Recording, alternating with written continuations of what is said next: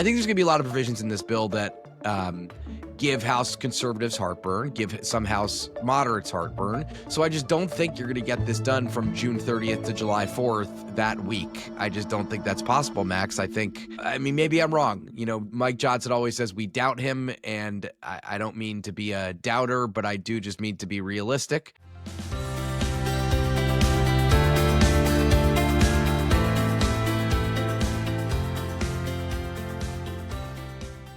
Welcome to the Daily Punch, brought to you by Punchbowl News. It is Friday, June 20th, 2025. Let's get into the mix. Here are your Washington headlines of the day. Number one, your reconciliation latest. Number two, Trump campaign Inc. And number three, the Georgia Republicans wait for Trump's Senate signal. Let's get into it. Max, happy Friday. Fridays are Punchbowl News Power Matrix Day. We'll talk about that at the end, and it is the last day that the House will be out of session before it begins its sprint to maybe getting reconciliation done by July 4th. I don't know, but let's talk about what's going on in the chamber that you spend most of your time in, the Senate. The Senate Finance Committee. This is a scoop that went to our Punchbowl News Vault subscribers, which you should subscribe to. If you don't, please shoot me your email and I will charge your credit card personally for the Vault. I don't know how to charge a credit card personally, but I will do it. I will ask somebody. The Senate Finance Committee is beginning its Byrd Bath process to litigate tax and health provisions with the Senate parliamentarian to ensure compliance with the Byrd rule, that rule that basically knocks anything out that's not revenue or spending related. Democratic staffers are meeting with the parliamentarian's office today. Republican aides will have their own meeting after that. The full Byrd Bath arguments with Republican and Democratic staffers will start Sunday. Max, the idea here is for Democrats to challenge a lot of provisions, 60 provisions, according to Laura, who scooped this last night. The goal, as we've said 65, 70 million times in the last month or so, is to get this done by July 4th. Susie Wiles came to the Senate Republican conference meeting last week, or this week, I guess that was, to tell Republicans they need to get this done by July 4th after J.D. Vance said they need to get this done by August.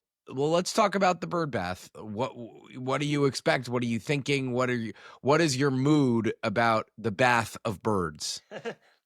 Well, the mood is this is finally getting to crunch time. I think that's the most important takeaway for our listeners this morning is that listeners and viewers, Max, listeners and viewers. And viewers. We love the YouTube viewers, YouTube Shorts, Instagram Reels. We're all over the place. Any place that takes video, we are moving toward you.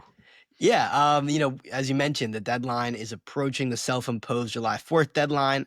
I think we're all a little skeptical here at Punchbowl News that final passage comes by July 4th. But I think what John Thune said to reporters this week and what we're most predicting is that the Senate will take action by July 4th. And the Byrd Bath is a crucial final step before this bill can hit the floor. John Thune said maybe sometime in the middle of next week. And Democrats are going to throw up all these procedural blocks. We don't expect this to be a major situation, though, because Republicans have been preparing a pretty long time for this reconciliation bill, especially the finance text, which is the heart of this bill. And they've pre-birded a lot of these, according to John Thune. So I don't expect this to be a huge situation where things are being stripped out. That may be a consequential here. I don't know. We had a bunch of stuff in the AM edition the other day from Laura about what Democrats are trying to knock out. There are a number of provisions that seem, the AI moratorium seems, I don't know about likely, but certainly possible. There are a bunch of provisions that I think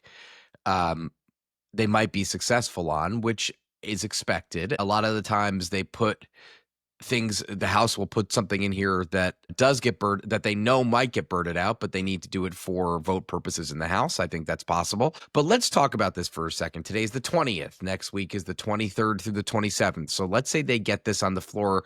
What Thune said midweek, that's his goal, Max. So let's say this does get there by midweek, right? That means, let's say, for argument's sake, they finish by the 29th, which is a Sunday. Who doesn't want to be in the Senate on a weekend? I mean, we all are very interested in that proposition in the middle of the summer. At least it's air conditioned. And you know what? I said this to Anna the other day. I'm just going to get sidetracked for a second. The rain continued through yesterday. We had a big rainstorm last night up near where I live in the District of Columbia. We had power outages, which were very inconvenient for many involved. But let's say they get this. But I was going to say the Capitol is air conditioned, so that's a good thing. It's going to be hot the next couple days. I'm all over the place this morning, but let's talk about what this would mean. So they get on the floor Wednesday. They finish this by Sunday. Let's just make that up. And then you're on July 4th week. So that means the House, you are not, if you're Mike Johnson, I hate to say this, you're not going to take away July 4th week from your members. It is bad member management for people who want to be home for parades and all this kind of stuff. I don't think, I think there's going to be a lot of provisions in this bill, and Johnson, I think there's going to be a lot of provisions in this bill that give House conservatives heartburn, give some House moderates heartburn. So I just don't think you're going to get this done from June 30th to July 4th that week. I just don't think that's possible, Max. I mean, maybe I'm wrong. Mike Johnson always says we doubt him, and I don't mean to be a doubter, but I do just mean to be realistic. I think it's going to take longer than that.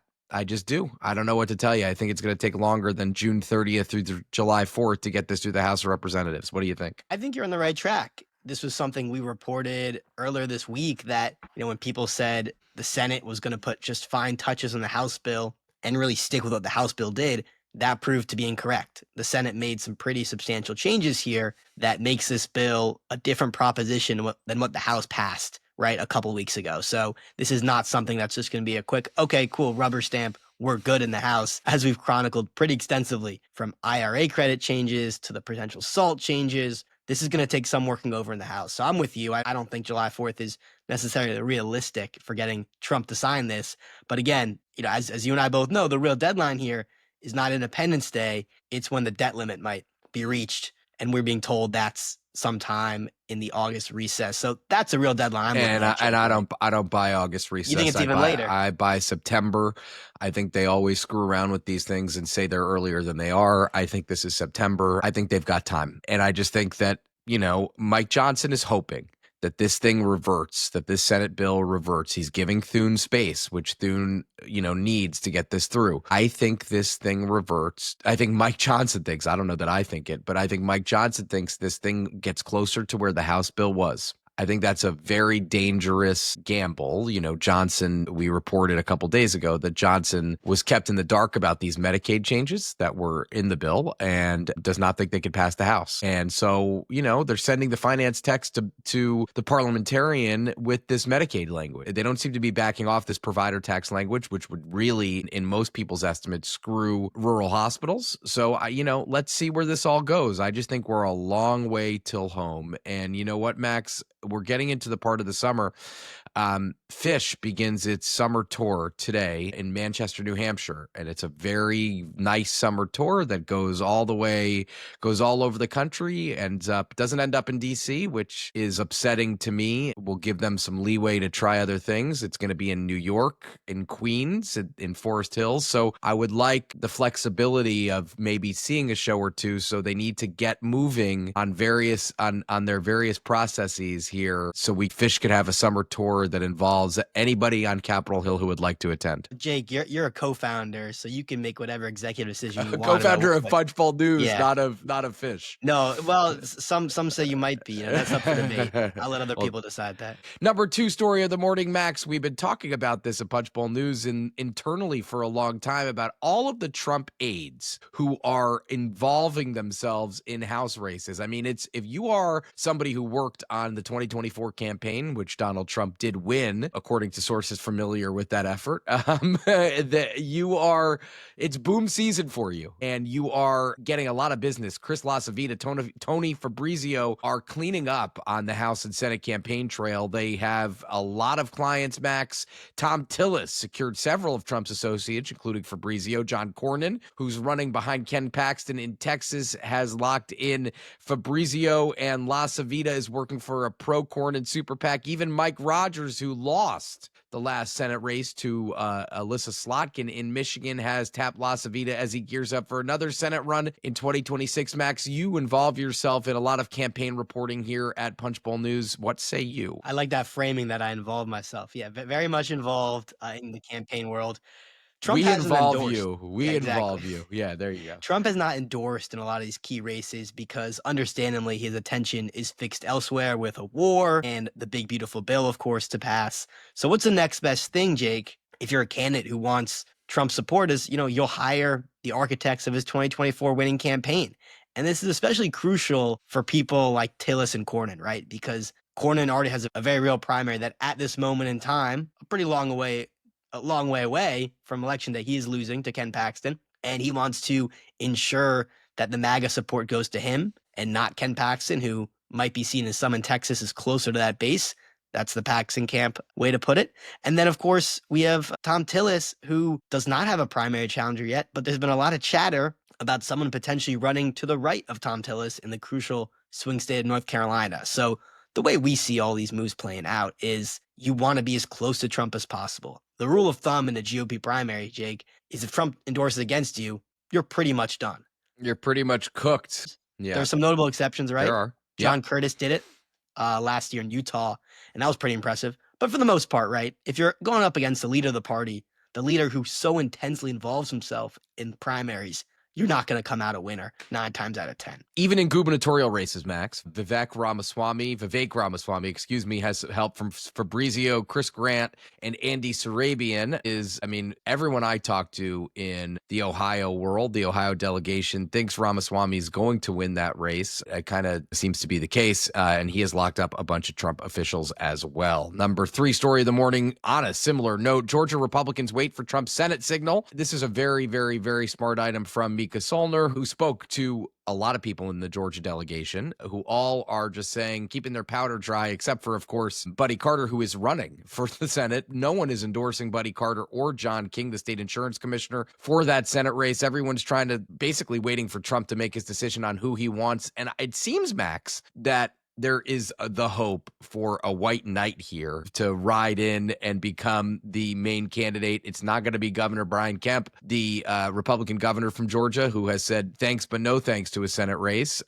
Is there going to be a white knight here? What the hell is going to happen with this race? Or is Buddy Carter, the self-described MAGA warrior, going to be the nominee against Jon Ossoff in Georgia? And let me add to that, is Jon Ossoff going to win re-election? Let's just take a step back. That's a big question to ask. I will take a step back. Yes. No, it's not that early. It's 5:06.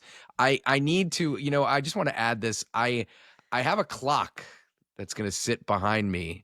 I've not been able to procure a battery yet, but it is 5:07 in the morning, which is it's late. It's late in Punchbowl News hours, which we started more than an hour ago. But continue about the great state of Georgia. Let's dive in. Jon Ossoff is the most vulnerable Senate Democrat up in 26. He's the only Senate Democrat incumbent running in a state that Trump won. When Brian Kemp said he wasn't going to run for Senate, Ossoff got a huge boost because his team had been saying for ages, if Kemp doesn't run, you're going to have a messy primary and no one is going to be as well positioned to beat Ossoff as a popular governor was going to be. So just right off the bat, Ossoff is going to have a weaker candidate than if Kemp had run. Now, Republicans try to be optimistic here in Georgia. They say Kemp and Trump are going to be on the same page. And once they endorse a candidate, and again, we don't have a timeline. We're thinking later in the summer. Again, all these conversations have to happen after Trump's domestic agenda gets through. So everything's in this weird waiting game, as we mentioned earlier. But Republicans say optimistically, Trump and Kemp will get on the same page. They'll endorse. Everything will be fine. There won't be a messy primary. Now, you and I both know recent Republican Senate primary history, things have gotten pretty messy. Steve Daines, as NRSC chair last cycle, did a pretty good job in avoiding some of the mess. Rick Scott, of course, failed to avoid a lot of mess. We'll see what Tim Scott does. I think he's taken a bit of a hands-off approach for now because he's waiting on Trump. So they're going to have to decide on someone, Jake. The consensus is it's probably not going to be Buddy Carter. Mike Collins has been floated.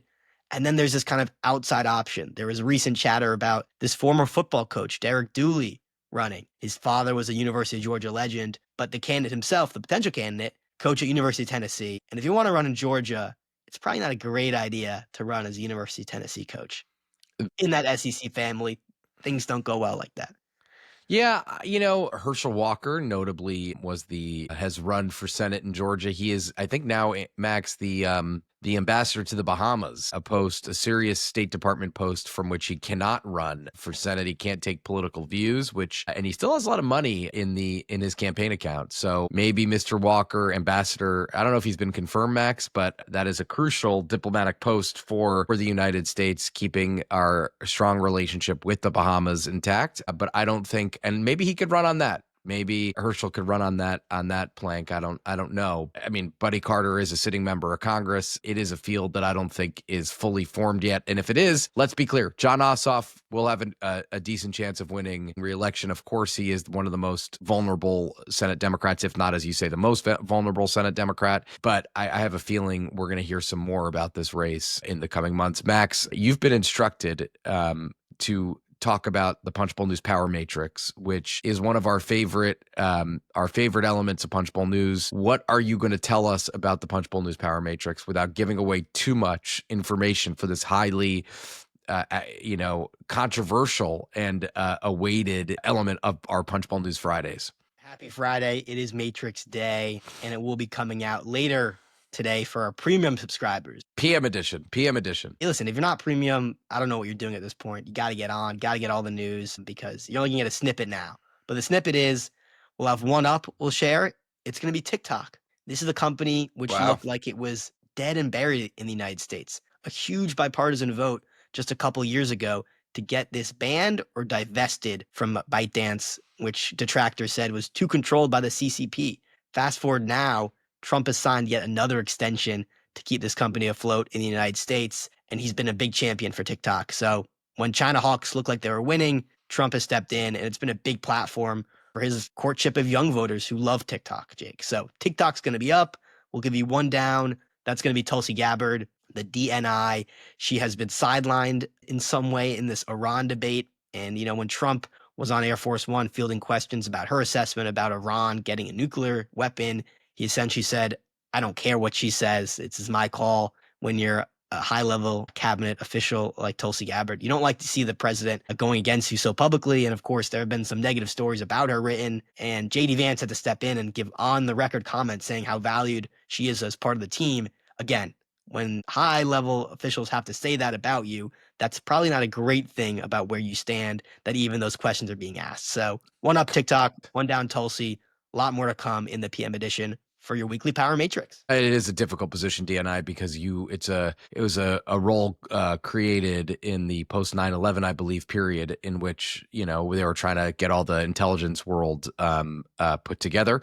And if you don't have the president's support, you're in trouble. And with that, leave us a rating and review. You could subscribe to Punchbowl News at punchbowl.news. Have a great day, have a great weekend, and stay safe.